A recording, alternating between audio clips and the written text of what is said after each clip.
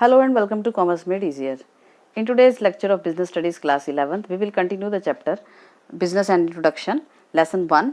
And in previous lecture of Business Studies, we have already discussed about the meaning of business and its characteristics. So today we will discuss the types of economic activities, आर्थिक क्रियाओं के प्रकार. तो जो हमने पिछले में हमने जो वीडियो है उसमें हमने देखा था कि business is an economic activity, व्यवसाय एक आर्थिक क्रिया है.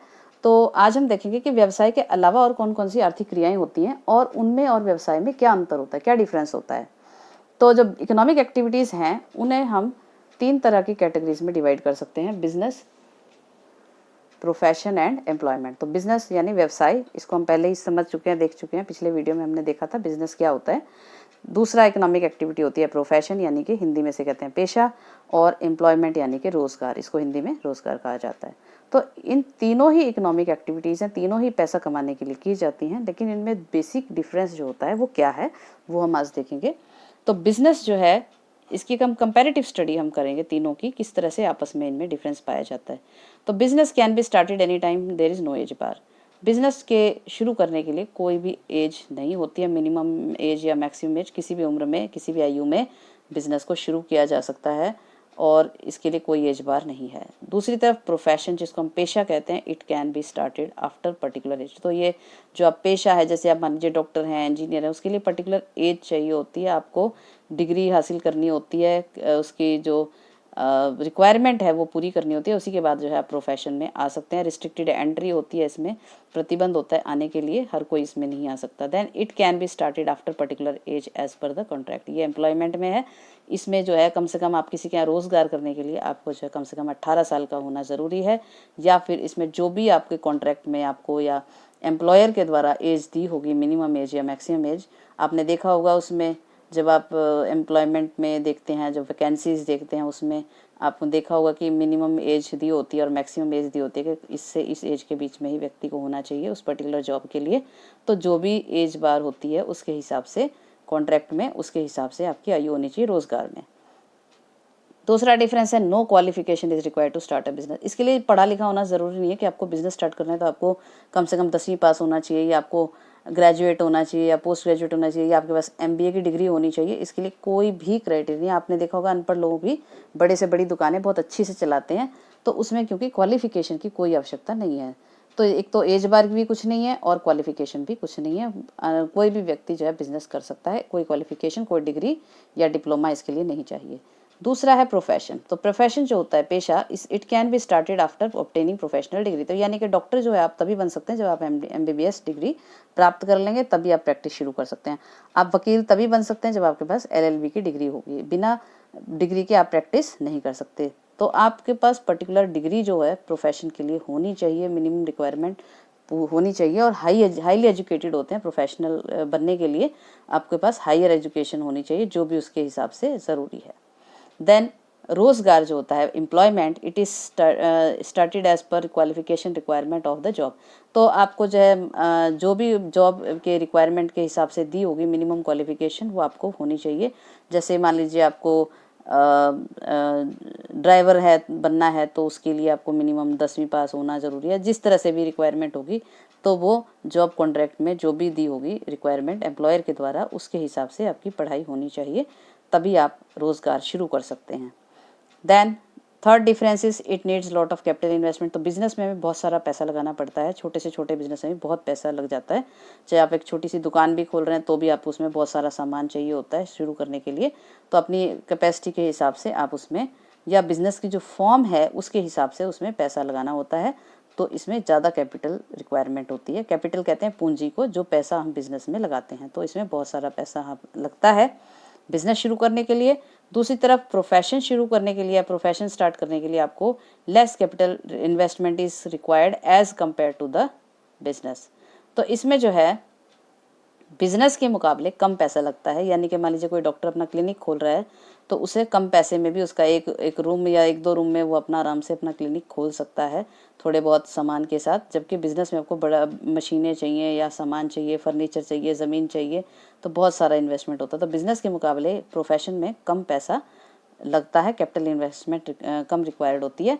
और तीसरी तरफ जो है एम्प्लॉयमेंट, आप यहाँ किसी के नौकरी करते हैं तो आपको कोई पैसा नहीं लगाना है, no capital investment is required. तो रोज़गार में कोई भी एक भी पैसा आपको खर्च नहीं करना होता है। सारा पैसा कौन लगाता है? मालिक लगाता है, एम्प्लॉयर। आपको कोई पैसा नहीं लगाना, उल्टा आपको सैलरी मिलेगी या जो है वेजेस मिलेंगे, चाहे बिजनेस चले मालिक का या ना चले, आपको आपकी सैलरी टाइम पर मिलेगी ही मिलेगी। Then it is highly risky activity.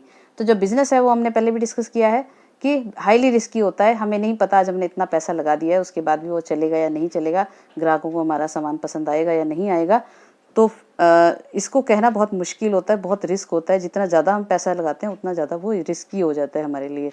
दूसरी तरफ जो प्रोफेशन होता है less risk as compare to the business, क्योंकि इसमें पैसा कम लगा है, कैपिटल इन्वेस्टमेंट। अगर बिजनेस आपका प्रोफेशन नहीं भी चलता है, आपकी क्लिनिक नहीं भी चलता है, तो आपको कम नुकसान होगा क्योंकि आपने कम पैसा लगाया। तो ज़्यादा पैसे लगाएंगे तो ज़्यादा लॉस होगा, कम पैसा लगाएंगे तो कम लॉस होगा। तो इसमें रिस्क कम होता है बिजनेस के मुकाबले। और जो रोज़गार होता है इसमें कोई रिस्क नहीं होता क्योंकि हमने कोई पैसा ही नहीं लगाया, तो हमें कोई रिस्क नहीं है। अगर आप मालिक का जो है बिजनेस चल नहीं रहा या उसको कोई जो है प्रॉफिट कम हो रहा है तो उससे आपको कोई मतलब नहीं है, आपको आपका फिक्स पैसा सैलरी जो है मिलेगी, आपको कोई नुकसान रोज़गार में नहीं उठाना पड़ता है। Okay, next difference is in business transfer of interest is possible.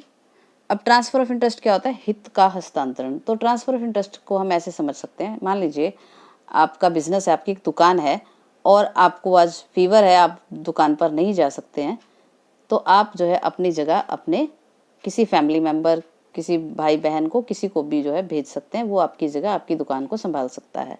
तो ये है ट्रांसफर ऑफ इंटरेस्ट। या फिर आप जो है अपनी जगह अपने अब आप जो है आपकी इच्छा नहीं है दुकान चलाने की, आप अपनी जगह जो है वो दुकान जो है आप उसको सौंप सकते हैं, किसी और व्यक्ति को सौंप सकते हैं जो आपकी दुकान को चला सके। अपने नौकर को भी आप सौंप सकते हैं, उसकी ड्यूटी लगा सकते हैं, वो संभालेगा उस बिजनेस को, या अपने किसी फैमिली मेम्बर को दे सकते हैं। तो ट्रांसफर ऑफ इंटरेस्ट का मतलब होता है जो आपका हित है, आपका जो उसमें इंटरेस्ट है बिजनेस में, वो आप दूसरे को ट्रांसफ़र कर सकते हो, किसी अन्य सदस्य को दे सकते हो। लेकिन जो प्रोफेशन है उसमें जो है transfer of interest is not possible. Transfer of interest is not possible मतलब मान लीजिए आप डॉक्टर हो, आज आप जो है किसी आपको ज़रूरी काम है, आप कुछ दिनों के लिए क्लिनिक में नहीं जा सकते हो, तो आप अपनी जगह जो है किसी और मेंबर को भेज दीजिए, आप अपने जो है किसी भाई को भेज दीजिए कि आप अब मैं जो हूँ बिज़ी हूँ या मैं किसी कारण से जा नहीं सकता, तो या मैं बीमार हूँ, तो आप मेरी जगह ऑपरेशन कर दो जाके हॉस्पिटल में।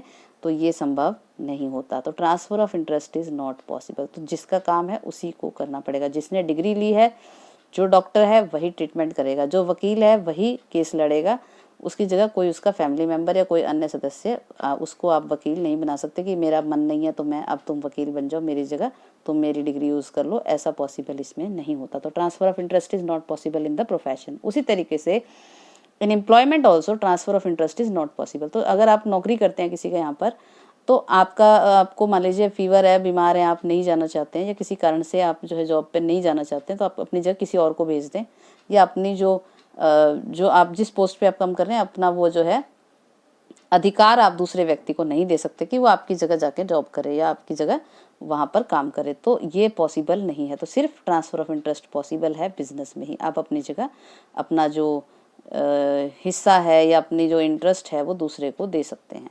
बाकी प्रोफेशन और एम्प्लॉयमेंट में ये पॉसिबल नहीं है। उसके बाद नेक्स्ट डिफरेंस है आपका businessman gate profit in return. तो जब बिजनेस करता है बिजनेसमैन, पैसा लगाता है, जोखिम उठाता है, रिस्क उठाता है। क्यों उठाता है? कुछ बदले में उसे पाना है। तो क्या पाना है? उसका ऑब्जेक्टिव क्या है? प्रॉफिट कमाना। तो उसको बदले में क्या मिलता है? जब वो मेहनत करता है पूरा साल और जो है बिजनेस चलाता है, तो उसे राष्ट्र में बदले में जो है प्रॉफिट मिलता है। वो उसकी मेहनत है, जो मेहनताना है वो उसका प्रॉफिट के रूप में मिलता है। और प्रोफेशन जो होता है, professional person get fees in return. तो जो डॉक्टर है अपने पेशेंट का ट्रीटमेंट करता है तो बदले में उसे फीस मिलती है। वकील आपका केस लड़ता है, बदले में आप उसे फीस देते हैं। तो जो आप बदले में उसे पैसा देते हैं उसे फीस कहते हैं। और एम्प्लॉयमेंट जो होता है उसमें एम्प्लॉय गेट सैलरी और wages in return from employer. तो जो मालिक है उसका, एम्प्लॉयर है, जिसने उसे नौकरी पर रखा है, वो उसको काम करने के बदले में सैलरी देता है, यानी कि वेतन देता है, या वेजेस देता है, मजदूरी जो है वो दी जाती है। तो वेतन और मजदूरी के रूप में उसे जो है पैसा मिलता है। Then next difference is there is no code of conduct in the business. Code of conduct होते हैं रूल और रेगुलेशन, जो नियम होते हैं कि क्या करना चाहिए क्या नहीं करना चाहिए उनके लिए। तो बिजनेस में ऐसा कोई निश्चित नियम नहीं है, कोई ऐसी ऑर्गेनाइजेशन नहीं है जिसने कहा हो भाई बिजनेस ऐसे ही होना चाहिए, ये चीज़ें होनी चाहिए या नहीं होनी चाहिए। बिजनेस इंडिपेंडेंट है, अपने हिसाब से अपने खुद के रूल बना सकता है, कोड ऑफ कंडक्ट फॉलो करने के लिए बनाया जा सकता है बिजनेस में। लेकिन ऐसा कोई बाहर से कोई ऐसी एजेंसी नहीं है जो आपके लिए अलग से रूल या कोड ऑफ कंडक्ट बनाती है, जिसको आपको हर बिजनेसमैन को फॉलो करना ही करना है। दूसरी तरफ जो प्रोफेशन है, there is strict code of conduct in the profession. तो जो भी कोड ऑफ कंडक्ट होते हैं वो बहुत स्ट्रिक्ट होते हैं प्रोफेशन में। तो जो भी इनकी ऑर्गेनाइजेशंस होती हैं, जैसे कि डॉक्टर्स की है, जैसे कि वकीलों की है, उनके अंदर ये जो है रजिस्टर्ड मेंबर्स के रूप में होते हैं। रजिस्ट्रेशन के बाद ही जो है ये इसमें काम कर सकते हैं एक इंडिपेंडेंट उसके रूप में, प्रोफेशनल के रूप में, और उन्हें जो उस संगठन के द्वारा बनाए गए नियम हैं उनका पालन करना होता है। तो कोड ऑफ कंडक्ट जो होता है इसमें बहुत स्ट्रिक्टली उनको फॉलो करना होता है। दूसरी तरफ जो एम्प्लॉयमेंट है उसमें जो है एम्प्लॉयज़ जो फॉलो करते हैं code of conduct made by the employer. तो जो भी बिजनेस में जहाँ भी जगह पर वो काम करते हैं उसके एम्प्लॉयर के द्वारा, मालिक के द्वारा बनाया गया जो कोड ऑफ कंडक्ट है, रूल्स हैं, नियम हैं, उसका वो पालन करते हैं। तो इस तरह से कोड ऑफ कंडक्ट जो है तीनों में होते हैं, लेकिन बिजनेस में अपने खुद के बनाए जाते हैं, इनमें जो है मालिक के द्वारा बनाया जाता है, और इसमें उनका अपना ऑर्गेनाइजेशन जो होता है, एसोसिएशन जो होती हैं, इंडियन मेडिकल एसोसिएशन है जिस तरह से वो डॉक्टर्स के लिए बनाती है, तो इस तरह से इंडियन बार काउंसिल है, बार काउंसिल ऑफ इंडिया है, वो जो है लॉयर के लिए बनाती है, वकीलों के लिए बनाती है। तो इस तरह से जो भी इनकी शीर्ष संस्थान होते हैं वो अपने अपने ऑर्गेनाइजेशंस के लिए या प्रोफेशंस के लिए कोड ऑफ कंडक्ट बनाते हैं, रूल रेगुलेशन बनाते हैं, जिसका हर प्रोफेशनल पर्सन को पालन करना होता है। उसके बाद है लास्ट जो डिफरेंस है, objective of business is to earn profit. तो इसमें जो मुख्य उद्देश्य होता है, बिजनेस हम क्यों करते हैं, बिजनेसमैन क्यों करता है, पैसा कमाने के लिए, प्रॉफिट कमाने के लिए। तो जो पैसा कमाता है उसे हम कहते हैं प्रॉफिट। और जो प्रोफेशन होता है उसका मुख्य उद्देश्य क्यों है, कोई डॉक्टर क्यों बनता है, वकील क्यों बनता है, तो इसमें मुख्य भाव जो होता है वो provide service to the society. तो डॉक्टर एक तरह से दो काम करता है, वो पैसे भी कमा रहा है, साथ में वो सेवा भी दे रहा है। तो मुख्य रूप से जो भावना होती है डॉक्टर बनने के पीछे वो होती है सेवा भाव, यानी कि लोगों की सेवा करना, उनका इलाज करना, उनकी मदद करना, बीमारी में उनको जो है सेवा देना। तो इस तरह से जो ऑब्जेक्टिव होता है प्रोफेशन का वो बेसिकली क्या होता है, सेवा देना सोसाइटी को।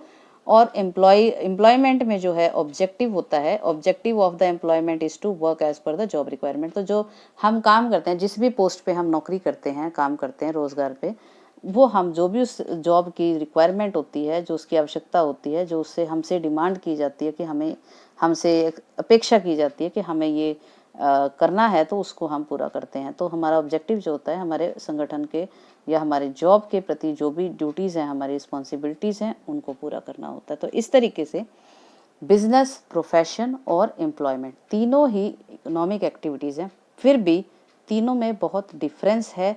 और यहाँ हमने कंपैरिजन इसलिए किया है कि हर इकोनॉमिक एक्टिविटी बिजनेस नहीं होती, ये जानना ज़रूरी है। हो सकता है वो प्रोफेशन हो सकता है वो एम्प्लॉयमेंट हो। तो बिजनेस एक अलग इकोनॉमिक एक्टिविटी है और प्रोफेशन एक अलग चीज़ है, एम्प्लॉयमेंट एक अलग चीज़ है, और तीनों ही इकोनॉमिक एक्टिविटीज़ हैं। तो आज के लिए इतना ही, और आशा है आपको ये अच्छे से समझ में आया होगा। जो डिफरेंस हमने किया इकोनॉमिक एक्टिविटीज़ के आपस में कंपैरिजन किया बिजनेस, प्रोफेशन और एम्प्लॉयमेंट में। तो इस वीडियो को लाइक कीजिए, शेयर कीजिए और इस चैनल को सब्सक्राइब कीजिए। Thank you.